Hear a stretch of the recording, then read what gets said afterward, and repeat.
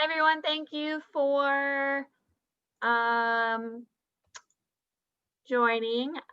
We are going to get started in a few minutes. Just going to let some folks join.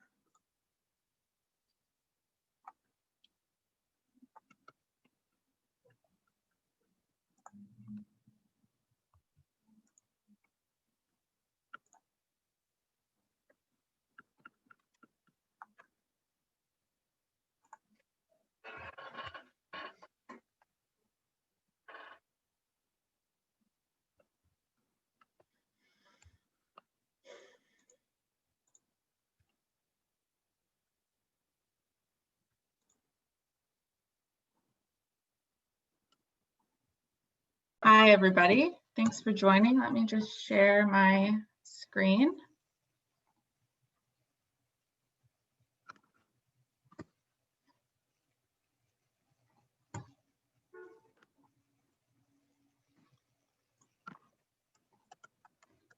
Okay, can everybody see that? Yep, looks great. Great. Okay, again, thanks for joining us for Our Homes, Our Votes 2020 Get Out the Vote phone banking training. My name is Sophie. I am a field intern with the housing advocacy team and really excited to sort of talk about this really important volunteer opportunity. So just for general logistics, we will have time at the end of today's webinar to ask questions, but if you have questions in the middle of the presentation, feel free to drop them in the Q&A box at the bottom of your browser.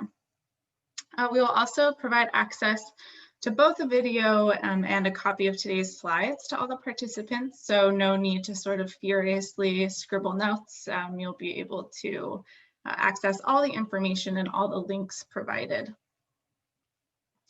So today what we're going to do is we're going to talk a little bit about National Low Income Housing Coalition for those who have not worked with us before. And we're going to then do a brief overview of Our Homes, Our Votes, and then we'll really dig into phone banking and what that entails and what it will look like for you all. And then we'll have a brief conversation about confronting voter suppression in case it is something that you come across while you are talking to tenants, as well for your own sort of personal education. It's a very important topic and something that's being discussed a lot. And then we'll briefly go over next steps and what the volunteer opportunity will look like more specifically. So NLIHC is dedicated to securing socially just policies so that the lowest income renters can have safe, decent, and accessible housing. And we do this through education, mobilization, and helping shape public opinion. So we educate our lawmakers and the public through our policy team who focuses on federal housing policy, as well as our research team who produces really important and interesting reports on affordable housing issues in the United States. You may have seen some of them. It's like the Gap and Out of Reach. If not, I highly recommend sort of delving into them, and they're available on our website. We also have our housing advocacy team, which I am a part of, which helps mobilize state partners and members to discuss sort of what's happening around affordable housing in their states, and also talking about how federal policy is impacting what they're seeing on the ground. And then we also work with the public. So Our Homes, Our Votes 2020 is really NLIHC's voter engagement effort, with focusing on low-income housing renters, as well as advocates. So we've been producing a lot of materials and webinars for state partners and affiliates to utilize in their own voting efforts. We created the Housing Providers Council and affiliates who provide subsidized housing for tenants, and really been working with them and with their own voter engagement efforts, and all the great work that they've been doing around registering voters. And then we also provide educational material for tenants around ballot issues, and have really been focusing on registration. So sort of the next step in that is get out the vote, which you are helping with. So some might ask, like, why are we targeting low income renters? Why aren't we doing voter engagement efforts more broadly? So here's some data about who voted in the national elections from 2008 to 2018. And it's disaggregated by renters and homeowners. And as you can see, there is consistently at least a 16 percentage point difference between renters and homeowners in those who reported in voting. We also see this disparity when we disaggregate the data by income. So just looking at 2016, there was a 36 percentage point difference between those who declared an income under $20,000 and those who have an income over $100,000. So we're targeting low income renters for this very reason. They're being underrepresented in the polls, which we think has a dramatic effect on how affordable housing is discussed by elected leaders. And low income renters have very important perspectives, which need to be taken into account more often. So this is sort of the first step in ensuring that that happens by giving them the information that they need to cast their vote and getting them registered. So and the public agrees with us. 83% of the public agrees that elected officials do not pay are not paying enough attention to the cost of housing, and there is a need for more affordable housing. And 76% say that they are more likely to vote for a candidate that has a detailed plan for making housing more affordable. So now we're going to sort of dive into the get out the vote opportunity and do an introduction to phone banking for those who have not phone banked before. For those who have done phone banking before, this will probably seem very familiar, but sort of walking you through how we will be approaching it with our housing providers and the tenants that you'll be interacting with. So first, we really recommend that you sort of delve into some of the prep materials before you start phone banking. So we'll be providing you with all of this, but we have a Google Drive, which has state-by-state regulations and important deadlines in terms of early voting and mail by ballot restrictions, things like that. We also have state pages, which is sort of a really easy snapshot to look at important dates. Which will be really useful in sort of the conversations that you're having. You can also check out our website, Our Homes, Our Votes, which has great pages like what you can see to the right about different states, things you need to know about the states, their polling times, if early voting is available, things like that. So it'll be really helpful for you as you sort of interact with tenants and sort of engage in this voter opportunity. We also recommend that you look up the Board of Elections website for the state in which the tenants live. There will be important phone numbers on there if tenants have additional questions that you are not able to answer. And most Board of Elections website, if not all, have polling locators built in. So that will be a really easy way for you to look up the closest polling locator for the people that you are calling. We'll also be providing you with a tracking page. So we're going to ask that you record who you were able to contact and sort of what the result of that interaction was. We'll kind of delve into this more later on in the training, but you want to make sure that you have that pulled up before you begin your phone banking. So the first thing that's really essential for phone banking, this may seem obvious, is using a good call list. So we've been really lucky in working with great housing providers and the Housing Provider Council, which have given us a list of registered voters. So everybody that you will be interacting with is registered. And these are all individuals and tenants who are living in subsidized or mixed income housing.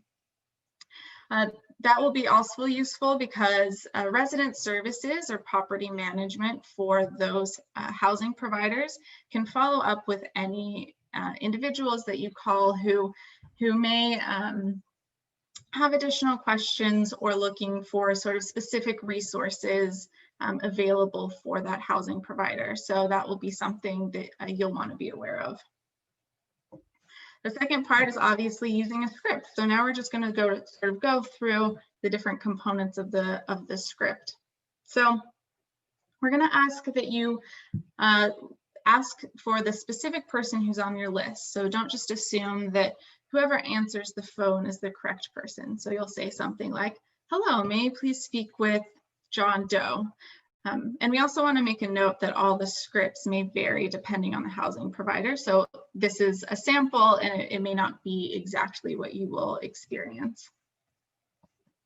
Next, we're going to ask that you identify who you are so that they know that you are connected to a familiar organization. And we ask that you speak warmly and with a conversational tone. So something like, "Good evening, my name is Sophie, and I am calling with XYZ housing provider."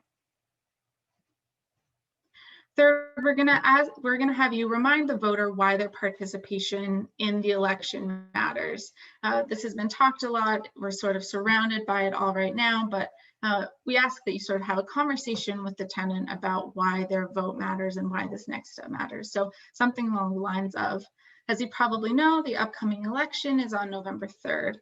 As a registered voter," because they will all be registered, "the next step is going to the poll or mailing in your ballot.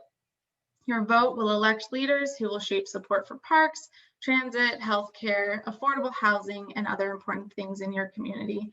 So we really want you to connect how the action that they are taking in voting will connect to what they experience day to day and what's important to them in their community. We also want to let them know that you are not supporting a specific campaign or a political party. Voting is about the entire community. It's not just about people who are partisan.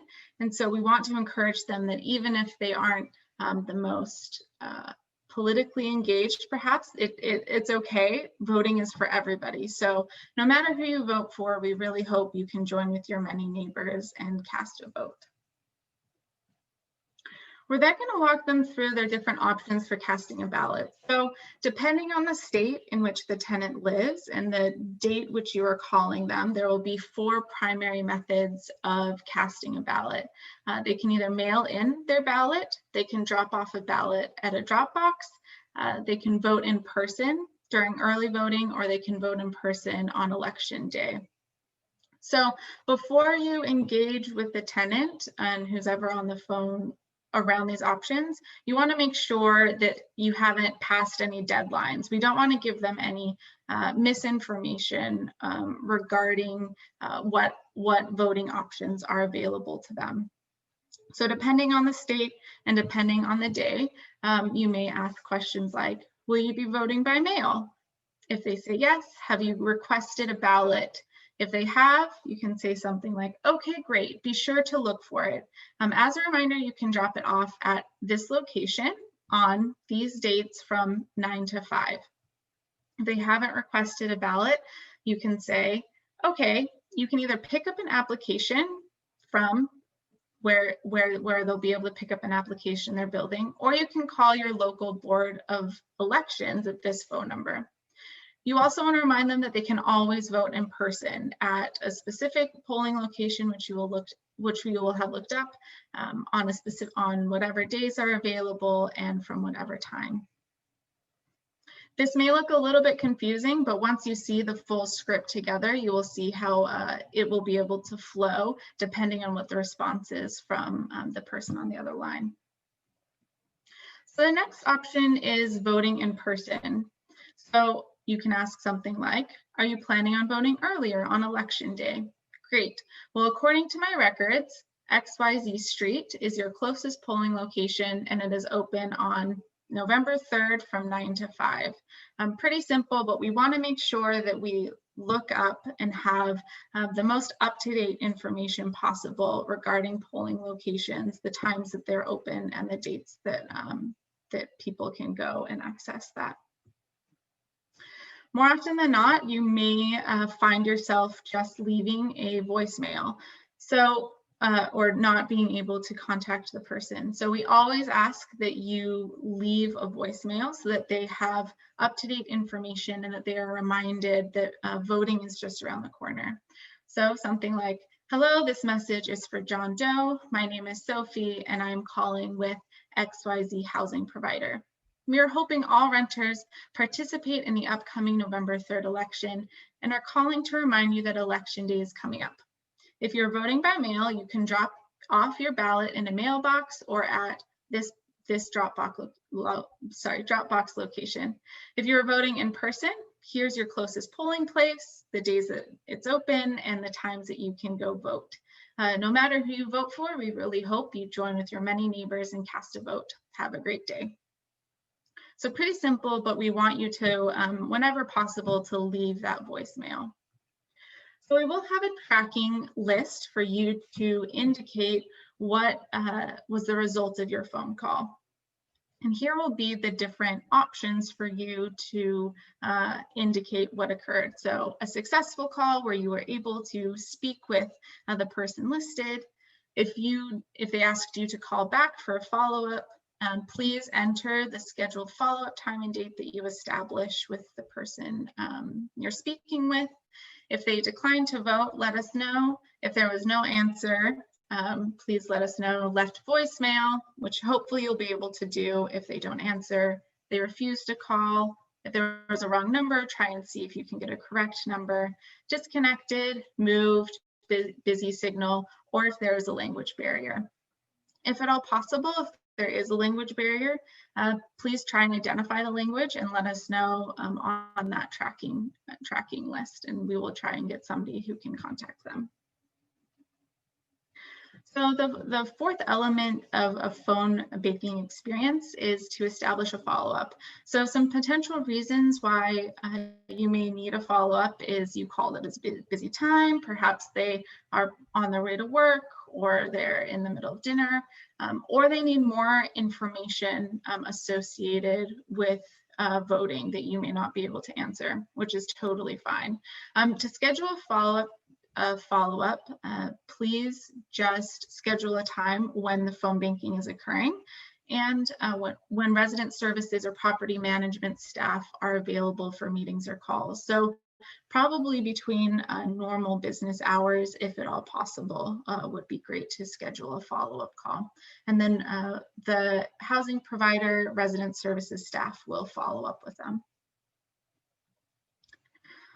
So some best practices for phone banking may seem kind of obvious, but we want to make sure that you know that phone banking, the best approach really involves some hand holding. We don't really want to do like drive-by phone banking where we just remind them that the election is not on November 3rd and we hope they vote. We really want to give them as much information as we can about their options and what's available to them. So don't just ask them if they're planning on voting. Provide them with all that information that you have, including polling locations, dates, and times, which you'll be able to access through the materials that we provide you with. We do ask that you become familiar with general voting laws for the state based on where you're making phone calls, and you will be provided with all that information again. We also want you to connect with the person you're calling with. A positive tone is important, and we also want you to provide a space for the voter to ask questions or to share what their perspective is. This is a really weird year in voting, and we want to acknowledge that, respect that, and really provide a space for that dialogue to occur. So don't rush it. Don't feel the need to sort of we want to make as many phone calls as possible, but we also want to provide tenants with the opportunity to ask as many questions as they have. So we're just going to do a sample phone banking script and sort of see what it would look like with another person. So I don't know if Tori, if you wouldn't mind being my Jane Doe.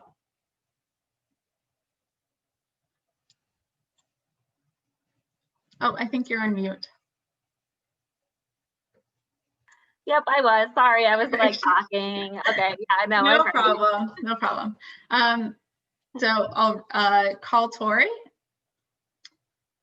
Say hello, I'm trying to reach Tori. Is she available? Hi, yes, this is Tori. Who's this? Hi, my name is Sophie, and I am calling on behalf of XYZ Housing Provider, just reminding you about voting opportunity. How do you get this number? Yeah, so your number was provided to me through your housing provider. We're just reaching out to all registered voters on the list and helping them and giving them as much information as we can about voting coming up. Okay, all right. I haven't decided if I'm gonna vote yet. I'm not sure. I feel like my vote doesn't really matter, so. Well, your vote definitely matters. We're reaching out to all registered voters and making sure that they have all the information they need to cast a ballot so that they can help with important community issues that they feel passionate about, like housing or schools, parks. Your ballot definitely impacts electing leaders who can help shape the community issues that you are interested in. Yeah, I mean, I do have a little baby and I'm worried about her future in her school. Like there's a lot of things going on with the school board right now. So yeah, I guess I can turn out and, maybe check it out and give it a shot. Great, and yeah, we hope it. It doesn't matter who you vote for, but we hope that you're able to join your neighbors and sort of cast a vote. So, are you planning on voting by mail? No, I have heard some rumor. Like I don't know. I just don't really feel comfortable with the post office right now. I've heard a lot of just a lot of bad things about it. There's been a lot of underfunding. I don't want to do that. I don't trust that my vote is going to get sent in time. Great. Well, I know that some states allow you to track your ballot if you choose to do mail-in, but if you're more comfortable voting in person, I can let you know where your closest polling location is and what possible dates you can go. Are you interested in early voting or voting day of on November 3rd? Yeah, so I wasn't sure. My state has early voting. Great. Yeah, let me pull it up for you. So it looks like the state in where you live does have early voting. It looks like you can do early voting from October 29th to November 1st at XYZ polling location from 8 to 4. Okay. All right. Well, that's good. Great. Yeah. Or if that doesn't work for you, you can also vote on November 3rd at the same polling location from 7 to 7. Okay. Do I need to bring anything with me? Are they going to have like the ballots available? What do I need to do I need an ID? I don't know anything about the requirements. Yeah, so let me pull up your state requirements and we can sort of walk through what that looks like. And then we can go on and you'll have that information pulled up and you can walk through voter ID requirements and things like that with the person that you're on the phone with. And we can say, thank you so much. We hope that you're able to cast a ballot and thank you for speaking with me. Great. Thanks so much. Appreciate your time. Thanks. Bye. Bye. So there's sort of like a sample experience about what your phone banking will look like with some commentary from me. Sort of the information around what is required on voting day will really depend on the state which you are located. So we hope that you will definitely look at those regulations before you start phone banking. Oh, sorry, not to interrupt, but I think Sophie did a good job of, and we can send some of this out too, but when you face voter apathy, it's not recommended that you say, oh yeah, I heard that, there's a lot of barriers and you're facing a lot, there's a lot of bad stuff, like don't reinforce the negative. Speaking positively, talking about the future of the person, their future, their family's future. A lot of that has been seen to be very effective in terms of messaging, encouraging people to go out and vote. Sophie mentioned that, you have some local leaders, some local elections, thinking about your school, your education system. Maybe the person's really passionate about housing. Maybe they're passionate about some other very local issue, but yeah, finding the kind of the source that gets them out there and votes is key, and putting telling them that, what, they can make positive changes, especially by turning out and voting in their local elections. Makes a big difference, and can be, really the vote that is, the vote that supports their candidate and gets them to be the winner. So yeah, I think that was just a good example of the types of messaging that you want to convey when speaking to folks that are, unsure. And I would also say, in terms of people saying, oh, I don't know about the mail and whether my, my ballot's going to get counted, I think it's important, like Sophie also said, to say you can track your ballots. Places have, most state board of elections have phone numbers that you can call, see if they received your ballot, and they'll let you know. And they also, there's something else I want. Oh yeah, and we're also recommending that people submit their ballots by this week, I think, actually. So probably by like Saturday at the latest, that they have about 10 days to send in their ballots, to give it about 10 days, just to have the nice cushion in there, and just make sure that there's enough time for that to go in. So, and then, like Sophie did say, if say the person is like, oh shoot, I wanted to do mail, oh no, now what do I do? Well, yeah, they can early vote, voting in person, and connect to, I know a lot of folks, a lot of the people that we're working with, property managers, are actually trying to find ways for their folks to get to the polls. So I think you could make a note of that in the tracker and say they need a ride to the polls. They're worried about getting to the polls. I think that would be really good to make a note of, so then we can go back and when they're looking at the tracking document, they can see that and make sure that person is connected and is able to get to the polls. Okay, so sorry, that was just a lot that I added, but great job, Sophie, and hopefully that was helpful for people. So yeah, thanks, Tori. Those are all really good points.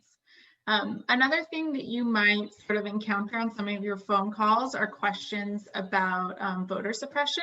And so we just sort of wanted to go through a couple of the questions that you may run across, as well as some additional resources that you can direct tenants to specifically around voter suppression the day of voting. So this may be on the minds of a lot of the people that you are contacting. Like I said, it's sort of been discussed a lot in media and on social media. And so some different types of voter suppression that you may be asked about are things like voter ID laws, any misinformation, polling location closing and drop box changes or closings. And this is particularly important because there are some pending court decisions that may either open up some drop box locations or close some drop box locations, as well as poll challengers. So we really recommend that you, again, I know we keep on saying this, but familiarize yourself with the most up-to-date information. Because by providing them correct information, you are helping fight voter suppression. And so really that's one of the most important things. Be sure that they know about any documentation that they may need to take to the polls. So like Tori asked, what sort of identification do I need? Things like that. It really depends on the state in which you live. And so make sure that you are aware of that and let them know if there is any documentation requirements. Again, if you don't know the answer to some of their questions, you can tell them that they can access the most up-to-date information on their state's Secretary of State or Board of Elections website. And you can also provide them with the phone number in case they don't have consistent access to the internet. That's probably a good idea. You may also want to have a conversation with them about their rights on election day. So here are some of the things that sort of we really want to emphasize, that if the polls close while the individual is in line, they need to stay in line. They have a right to vote if they are in line. If they make a mistake on their ballot, it's not a problem. They can ask for a new one. If the machines are down at the polling place, the voter has a right to ask for a paper ballot. If their name isn't on the list of registered voters, you can encourage them to ask them to look again, but also they have a right to cast a provisional ballot, which they should ask to do. They don't need to speak English to vote, and they don't need to pass a test to vote in case any of those questions arise from the conversations that you have. And I will say they are allowed also to have support, so people can bring a support person with them, like if they need help filling out the ballot or need help like being read the ballot or anything like that, you're allowed to bring someone to assist you with that. And also the polls should have someone to assist if someone is unable to bring someone with them to help them. So that's another option available. If they're worried specifically about voter intimidation, you can let them know that it is illegal to intimidate a voter. And if they experience voter intimidation, to contact the chief election judge to inform them of any intimidation that is occurring. They can also report the incident to the free voter hotline, which we encourage you to give their phone number. It's 1-866-RVOTE. And they really can call the free voter hotline with any questions they might have that you're unable to answer, and sort of plug that into their phone that they can take to election day. And if they have any questions while they're in line, they can contact that hotline. There's also a website on voter ID laws that you can pull up if there are additional questions on your phone call. And ACLU has a really great Know Your Rights When You're Voting page that you can also have pulled up in case any individuals have questions while you're chatting. You can also just let them know that they can look up these websites if they have any questions or want to, share it with neighbors, things like that. Relational organizing is important, and so if they want to have conversations with their neighbors, if they're going to the polls together as friends, family, these are some resources that they may want to have access to and look further, look in more in depth to sort of arm themselves with some knowledge as they go to the polls. So that ends sort of the formal training. Does anybody have any questions about the process? We can talk about next steps as well, or any questions about the material that we presented. Feel free to put any questions in the chat. You can also virtually raise your hand and we can allow you to talk. And you can also put any questions in the Q&A box as well. So, Fleur, do you want to go over next steps? Sure. So that's great. So next step. So what we're going to do tomorrow, we're going to send out this recording so you have it along with the PowerPoint presentation slides. We're going to send you the links that we referenced, which is the Google Doc, our link to our state pages, which include the Secretary of State's websites, and the tracker document.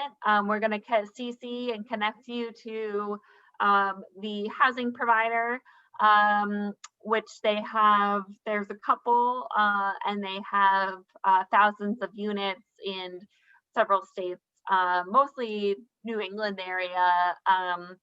So we're going to connect you to them, and then they'll be in touch with you about making sure there may be a quick just volunteer processing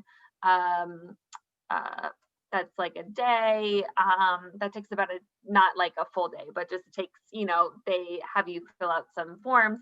We're connecting you directly to the housing provider as opposed to us being the one that is being the main point of contact, because there's an issue of confidentiality. So the housing providers are not allowed to share a lot of the private, or not private, a lot of like the content, like phone numbers or emails or like contact information. They have a lot of rules and requirements about what they can do with that information. So that's why we're connecting you directly to be the volunteer for the housing provider, so then they can share with you that information, like the address and the phone number and that kind of thing, so that you are a volunteer of the housing provider and not like a third party, so that they are legally allowed to share that information with you. And then you will, again, fill out the tracker and be in contact. You'll have a contact at the housing provider that you will send that tracking information to. But it's a pretty smooth process. They've been working already with a lot of our volunteers. They've been making lots of phone calls. Actually the past couple of weeks, and have been making lots of calls, which is really exciting. So this is a great question. So there's a question in the chat: is there an app to conduct the calls and keep our personal phone number confidential? So I know Joey, I think, knows what number. Yeah, I've also used Google Voice for different volunteer opportunities like this. It's free to set up, and it will give you sort of an alternative phone number, which you can make phone calls through that. Joey, I don't know if you have any other suggestions. No, Sophie, I think your suggestion is the best for what we're doing. There is software out there that allows for anonymity from the callers, but we sort of came to this volunteer phone making effort so late. Getting something like that set up would have been really difficult, and the cost was pretty high as well. So I think the idea that Sophie's recommending of using like a Google Voice account that can hide the number and hide your personal contact information is probably the best way to do it. Didn't you also mention, Joey, that there's like a number you can use that hides your contact information if you use your own phone? I don't think I mentioned that, but I believe there is a number that can be used to hide your personal contact information. I would just have to look that up really. Okay, sorry. Yeah, so yeah, we're recommending to people to use Google Voice as a way to make the calls. And yeah, we apologize about not having that software available. Like Joey mentioned, it was a bit cost prohibitive. Yeah. So people who just dial *67 followed by their phone number will have a hidden number when dialing. Great, thanks, Joey. Any other questions? Again, you can unmute yourself. Actually, I don't know if you can. You can't unmute yourself, but you can raise your hand, and I can unmute you, and you can also put any questions in the chat.